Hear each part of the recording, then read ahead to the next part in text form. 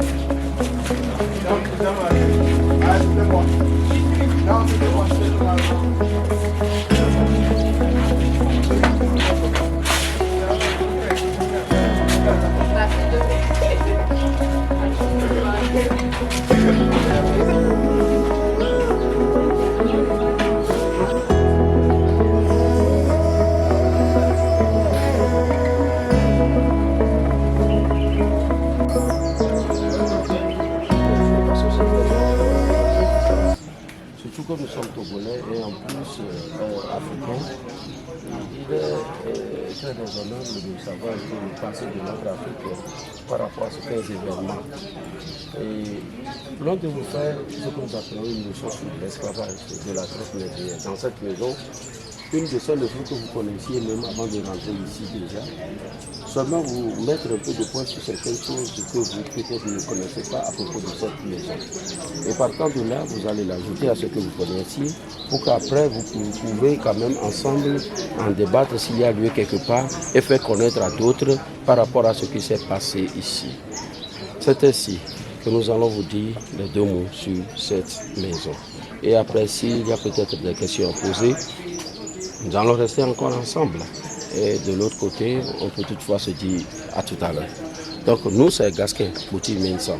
Et très ravi de partager ce jour l'histoire de cette maison avec vous, en vous disant simplement que cette maison avait servi à une période spéciale de la traite négrière sur la côte ici. Surtout la période à laquelle on voulait mettre fin définitivement à cette pratique. Et que parmi tant d'autres marchands qui ne voulaient pas l'arrêter, qui ayant profité autant ont décidé de venir s'installer ici. pour continuer encore, mais cette fois-ci en toute clandestinité. Mais dès qu'ils sont arrivés ici, ils avaient construit ce bâtiment que vous voyez là, au beau milieu d'une grande forêt. Et puis du bâtiment, la mer en ce moment faisait plus d'1,5 km. Il avait entre-temps un bateau britannique qui sillonnait la côte. Ce bateau-là luttait contre la traite. Mais compte tenu de la forêt qui entourait ici, de loin le bateau n'arrivait pas bien observer ce qui se passait ici réellement. Le tout a commencé à partir de 1830 ici et prendre fin en 1852. Parce que le 1er janvier de 1852, là, la couronne britannique avait demandé la signature définitive du traité d'abolition. Ce traité a été signé à Lagos au Nigeria. Mais on nous a déjà enseigné quelque part que c'est Victor Chauchet qui a aboli l'esclavage en 1848, en oubliant que nous-mêmes, les victimes, nous avons aussi nos dates d'abolition.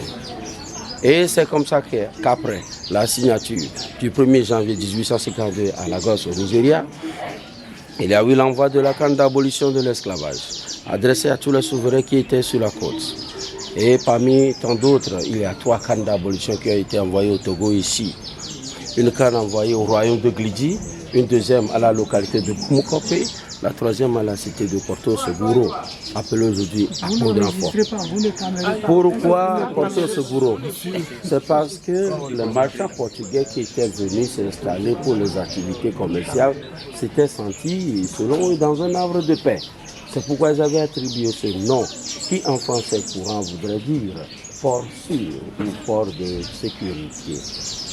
Mais comme quoi l'histoire faisant foi, le 14 février 2007, l'ancien directeur général de l'UNESCO est venu visiter cette maison lors de la commémoration du 200e anniversaire de l'abolition de l'esclavage. Et à son arrivée, il a posé ici ce mémorial. Mais quand on regarde maintenant le bâtiment, donc voici l'architecture dénommée style afro-brésilien. Le haut ou le rez-de-chaussée, c'était pour les négriers, tandis que le bas ou la cave était réservé aux esclaves. Alors, vous avez un bâtiment de 21,60 m sur 9,95 m avec 6 chambres, un salon, un couloir, côté est, ouest et sud, de 1,50 m de large.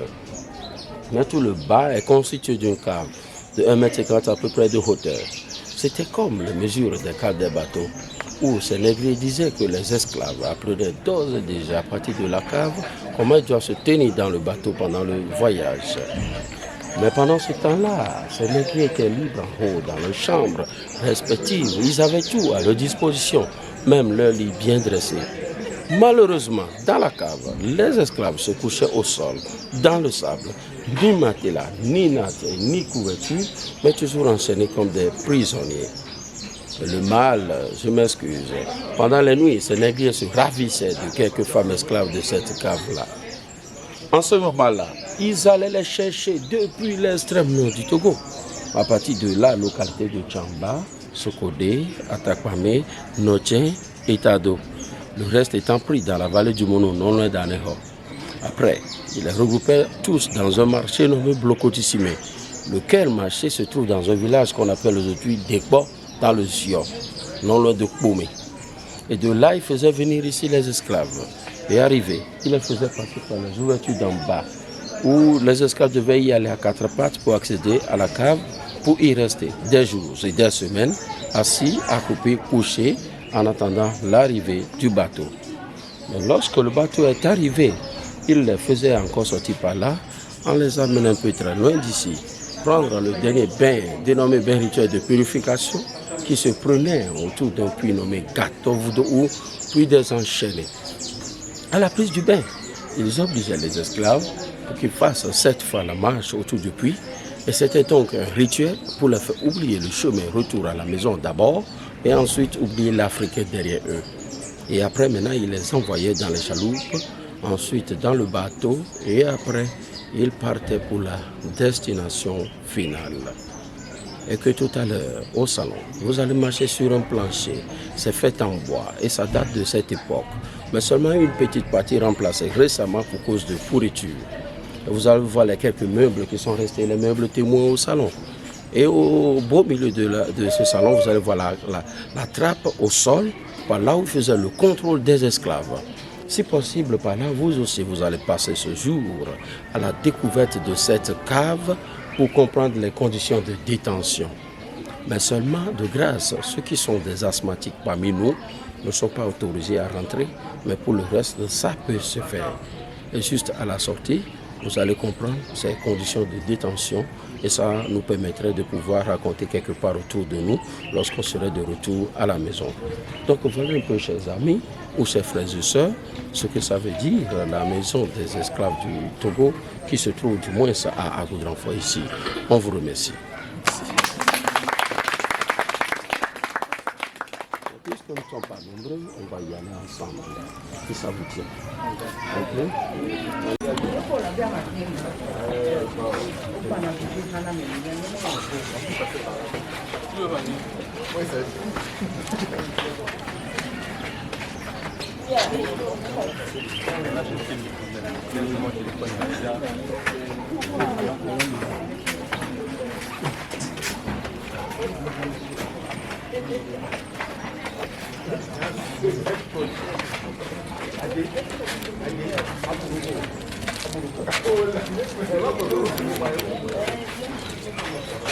Arrivé dans le salon de négrier.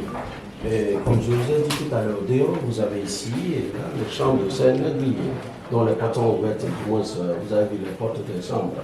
Et tout à l'heure, on a ici les deux chaises et puis cette table autour de laquelle les négriers mangeaient et buvaient.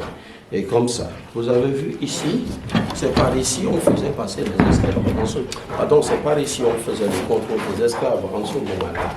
Et là, c'est de vous dire que, je disais tout à l'heure, c'est par ici. Nous allons aussi faire la descente pour vérifier les conditions de détention. Donc, pour le moment, je vais le faire comme ceci.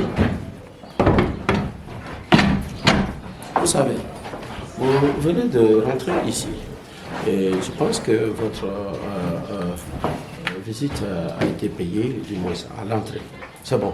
Mais vous savez que la maison a besoin de cœur. Vous comprenez un peu? Imaginons que vous êtes venu voir une grand-mère dans cet état et vous allez partir la laisser comme ça. Imaginez que quelqu'un ou quelqu'un est à côté de cette grand-mère-là, vous allez venir le laisser ou la laisser partir comme ça. Ce qui veut dire que la maison a toujours besoin de nous. Et nous devons avoir un regard très pieux sur cette maison.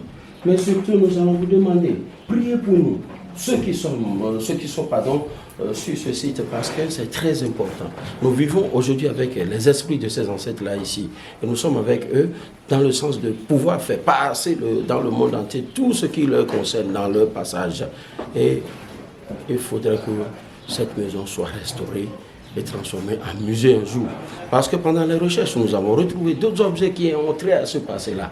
Nous avons retrouvé le lit du patron des négriers, nous avons retrouvé les chaînes d'ancrage et les canons du dernier bateau, nous avons retrouvé des menottes et cadenas, nous avons retrouvé aussi des vases dans lesquels ils préparaient l'huile de palme pour fabriquer le savon de Marseille. Et par surcroît, nous avons retrouvé la canne d'abolition de l'esclavage, celle qui fut envoyée ici depuis le 27 janvier 1852. Alors, il nous tient, nous les Togolais, d'abord, à faire en sorte que cette maison soit transformée en musée, pour que ces objets soient exposés ici, pour que là où vous êtes, vous pouvez bien voir. Mais malheureusement, ce matin, ce n'est pas encore fait. Et nous devons nous battre pour que ça se fasse dans de bonnes conditions. Donc voilà ainsi, si ça vous touche, le moment est à vous. Et l'autre aussi, il faut continuer ça. Pourquoi pas? On ne fait que vous dire d'avance. Merci. Bon, une fois dedans, regardez devant vous. Là devant, vous avez la sortie, n'est-ce pas? Arrivez là, vous allez un peu à droite et vous remontez au niveau du couloir pour ressortir. Simple. Allez-y voir. Les autres, suivez. Non, viens mettre ton pied comme ça ici. Encore.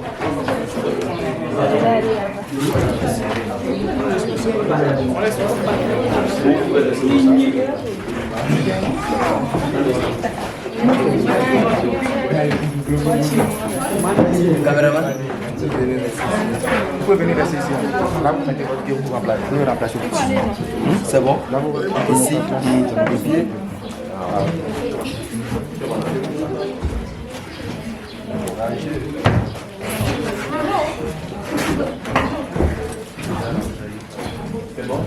Vous revenez.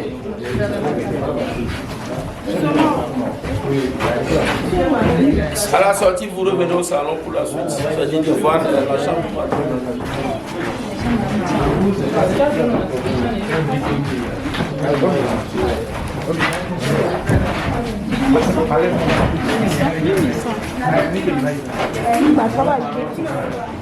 C'était comment? Pour venir.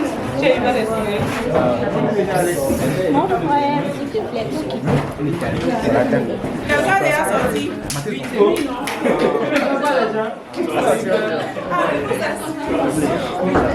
lui. Il y a au moins 6 qui sont sortis déjà. Au moins 6 déjà, non? Oui. Ceux qui sont sortis vers ici.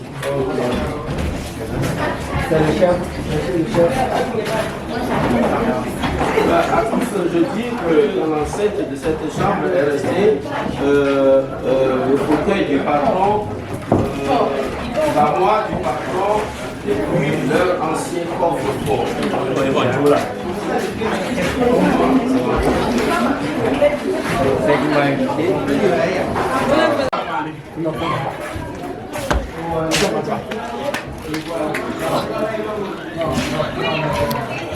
Ça va bien, non? Ça va? C'était du travail. C'est quoi ça là? Comment ça, Ils ont beaucoup de travail.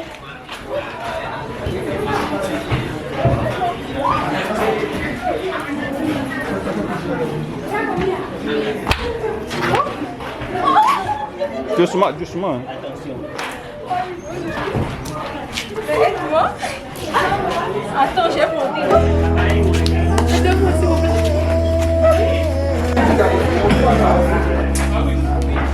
Voilà son fauteuil, voilà son armoire, voilà le coffre ici. Regardez un peu devant vous sur le train. Quand vous prenez maintenant, vous sortez au salon, vous attendez. Pas au sol, pas au sol, pas au sol. C'est le plan sol. Voilà, pardon, son armoire et ici son coffre-fort. Le coffre-fort.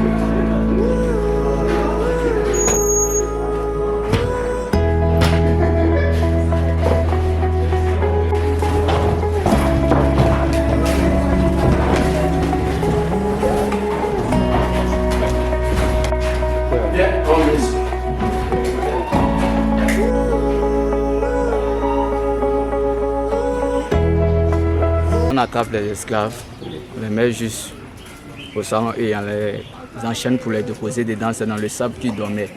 Et ce que j'aimerais savoir, c'est que lorsqu'ils sont punis, c'est-à-dire lorsqu'un esclave commet quelque chose, mais qu'il a voulu s'échapper, j'aimerais savoir les lieux de punition en fait, lorsqu'on les attrape, les lieux de punition. Généralement, les esclaves ici étaient punis par les bouliers. C'est-à-dire on les mettait des bouliers aux pieds en guise de punition pour les mettre dehors, pour qu'ils n'arrivent pas à s'échapper. J'espère que vous avez compris. Vous connaissez les bouliers? Si vous ne connaissez pas les bouliers, c'est là-bas, sur la photo. Ça pèse, ça fait plus de combien de 50 de kilos là, on te met ça au pied et puis tu ne peux plus te bouger. Et tu restes sur place quand il pleut, sur toi quand il fait le soleil, quand il neige, je ne sais pas quand il fait le froid, sur toi. Voilà. Je voudrais savoir, est-ce qu'il y avait des critères de sélection pour les différents esclaves? Oui, il y avait des critères de sélection. Je prends par exemple les jumelles. Si elles sont ensemble, il peut arriver qu'on prenne une et puis une va rester quelque part ou une va s'enfuir quelque part. Ce n'est pas vous, hein, c'est juste... voilà. Donc voilà un peu ça. Et les critères, c'est qu'il faudrait que la personne soit d'une forme aussi physique bien bâtie pour pouvoir travailler au champ et ainsi de suite. Non. Oui. Les femmes qui sont là-bas, là. Par exemple, s'il y a une femme qui est en grossesse là-bas, là, si elle est aussi grande dans les trucs comme ça, bon, si ça arrivait que, bon, elle voulait enfanter là, comment, bon, on peut gérer ce cas-là. Elle va enfanter. Généralement, ceux qui font de cette pratique-là ne sont peut-être pas parfois fous, mais il peut y arriver que des femmes soient enceintes avant qu'on les prenne. mais la grossesse n'est pas dégagée. Pour des grossesses dégagées, c'est aussi rare, c'est pas possible non plus. Mais à moins que tu sois enceinte quelque part, on t'attrape pour 1 mois ou 2 mois avant de venir ici. Mais il faut comprendre que pour faire l'enfant, tu dois aller faire ça à la destination. Si et seulement si tu as la chance d'y aller vivant. Parce qu'en route, il y a certains qui perdaient la vie. D'autres questions? Oui. Je suis Hassan Boki. S'il vous plaît, j'aimerais savoir à propos des dirigeants, puisque les esclaves sont traités de telle façon avec une atrocité. Est-ce que parmi les dirigeants, il y a aussi les Africains qui étaient avec les Blancs pour traiter les esclaves de telle atrocité? Vous savez, les Occidentaux, quand ils sont arrivés ici, ils sont venus avec cette idée de venir déranger la conscience des Africains. Ils sont venus avec de multitudes de cadeaux pour pouvoir donner aux chefs tribaux et de les tromper afin de pouvoir rentrer dans le jeu avec eux. Et c'est comme ça que cela a été fait. Mais d'un instant à l'autre, les chefs tribaux aussi, en recevant ces petits cadeaux, demandent aussi à d'autres gens de bras valides pour aller maintenant chercher leurs confrères. Et en fait de pouvoir les livrer maintenant à ces négriers. Et cette atrocité, il faut dire que c'est une responsabilité partagée. C'est parce qu'ils ont demandé que eux autres, ils ont fait. Vous avez compris? Donc voilà un peu ça. Oui? Oui? Merci monsieur. Je voudrais demander si ce sont nos ancêtres qui ont construit la maison que nous venons de visiter. Si vous savez nos ancêtres. Je peux dire, la main d'œuvre, oui, mais la technicité, c'est des Occidentaux. Vous savez pourquoi je dis Occidentaux? Parce qu'avant, on ne parlait pas d'Européens ici, on parlait des Occidentaux ici. Et c'est après qu'ils ont transformé en Européens. Peut-être qu'ils voulaient, vous ne voulez plus faire comprendre que les Occidentaux étaient peut-être les mauvais Européens, que eux autres Européens de ce jour sont de bons Européens. C'est pourquoi ils ont transformé Occidentaux en Européens. Avant, l'Europe s'appelait l'Occident. Ai-je menti? Mais aujourd'hui, ça s'appelle l'Europe. Mais avant, l'Afrique, c'était toujours Afrique, non? Et aujourd'hui, c'est demeuré toujours Afrique. Voilà. Une question à poser. Plus ou bien maintenant, vous avez modifié? Merci. L'architecture de son nom même est appelée ici l'architecture style afro-brésilien. C'est de la façon là qu'on a construit ici. Mais la toiture a été faite entre-temps avec couvert de bois, comme le bois sur lequel vous avez mangé tout à l'heure, et recouvert encore de papier bitumé. Mais en 1958, c'est-à-dire 2 ans avant l'indépendance du Togo, elle a été transformée en tulle et tôle. Et en 2006, cela a encore été transformé en tulle. Voilà. Ça fait 2 fois de remue-ménage sur cette toiture. Les esclaves décèdent sur le champ. Ils sont enterrés où leurs corps sont. On a dit tout à l'heure que c'était au milieu d'une grande forêt. Et comprenez avec moi que c'est dans la forêt qu'ils sont enterrés. Et entre-temps, on a eu à faire la première fouille archéologique autour de cette maison. Une deuxième va suivre, voire une troisième. Et si possible, on va retrouver des traces et on va commencer par faire l'honneur qu'il faut ou l'hommage qu'il faut à ces êtres-là. Voilà. Combien de fois? Bon, il a raison.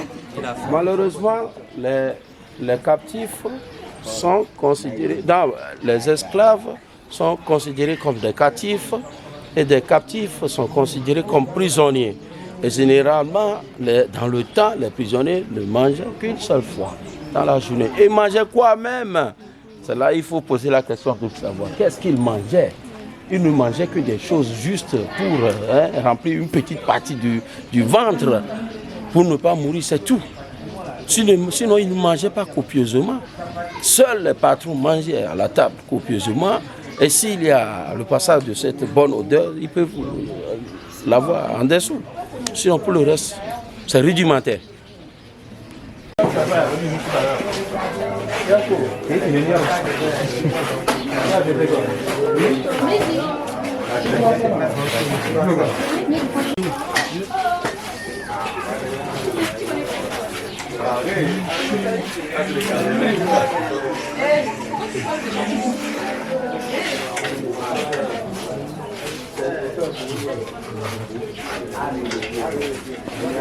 Encore plus belle que... Femme noire. Africaine. Monsieur, 1000 francs. les trucs artisanaux, venez acheter. Moi, je vois seulement les trucs. Nous avons eu à visiter la maison des esclaves et nous avons vu des trucs artisanaux. Nous avons eu à voir là où ils étaient, comment ils étaient traités. Vraiment, c'est instructif pour nous. Voilà. Et on voulait juste remercier l'administration de ESMA pour avoir permis que nous puissions faire cette sortie-là. Merci.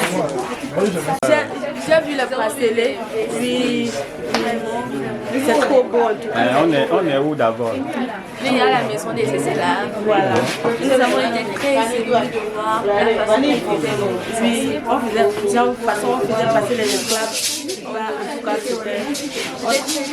c'était très triste, mais on a aimé. Voilà. Qu'est-ce que vous avez à dire à Esma? Merci beaucoup. Merci au DG, à l'administration et à tous ceux qui ont participé au qu'on soit là aujourd'hui. Merci. Merci à vous. Vraiment, nous avons visité la maison des esclaves. Vraiment, nous avons découvert beaucoup de choses. Et que, comme nous les enfants, on doit connaître aussi les choses de nos ancêtres. Et que les choses que nos ancêtres ont connues. Et aussi, on a visité aussi la maison de la... Là, on est ici maintenant dans une chambre où il y a plein de trucs africains. Donc, on apprécie vraiment. Je vois mes amis qui sont en train d'acheter les choses. Donc, nous avons apprécié vraiment. Et maintenant, nous allons encore continuer notre aventure maintenant à Anéo. Donc, je remercie vraiment. Nous remercions aussi énormément ESMA et aussi le directeur général, M. Bawarik aussi, de nous avoir donné l'accès de visiter à tous ces sites. Vraiment, nous lui disons merci beaucoup.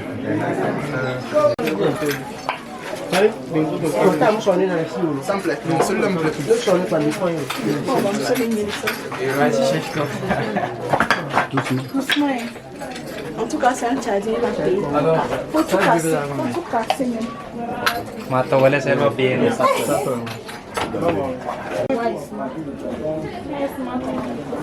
Il y a pas On va pas aller quelque part d'autre.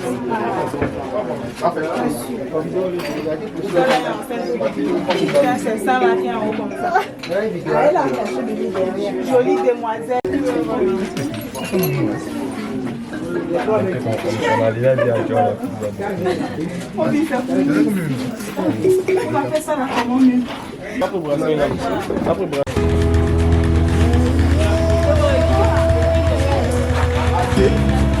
Le sol afro-brésilien.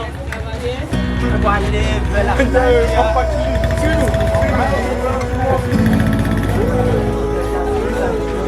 moi j'aime toujours.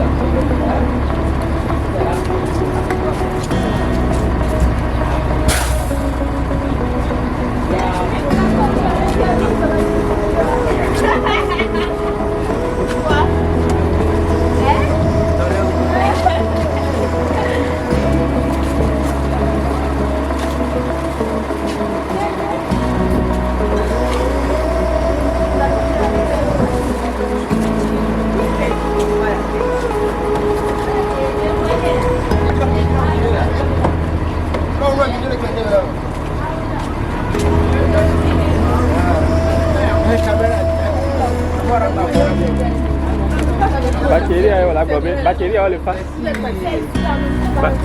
Batterie ayo le go.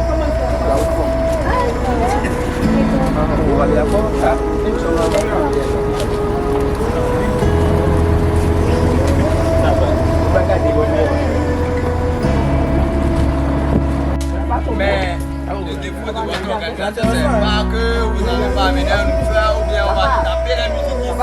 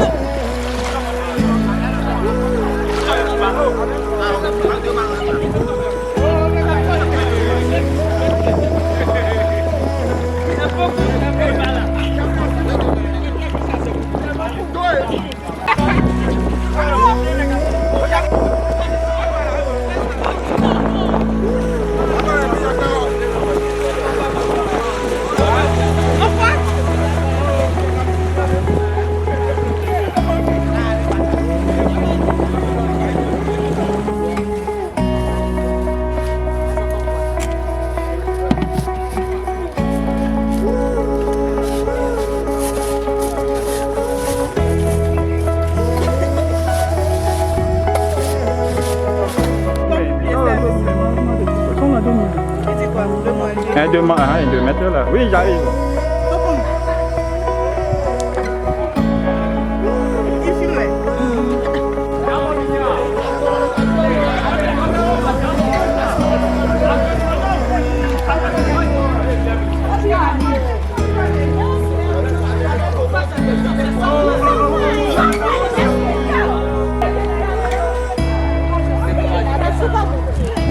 Pourquoi ils vont monter? Allez,